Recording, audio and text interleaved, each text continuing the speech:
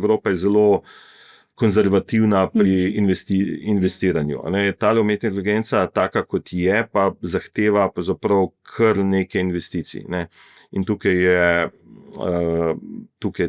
izrazito, torej po enih teh parih indikatorjih zaostajamo in to potem nam preprečuje, da bi se pravzaprav tudi razvili. Sicer Evropa ima zdaj Evropska komisija januarja, torej že skoraj eno leto, dala ta načrt, kako se bomo razvijali in da bo AI continent se ne bi imenovali zdaj in tako naprej, ampak pogledajte, če nas damo vse investicije, ki jih Evropska komisija pa posamezne države dajo v umetno inteligenco, pridemo tam v rang nekaj 10 milijard.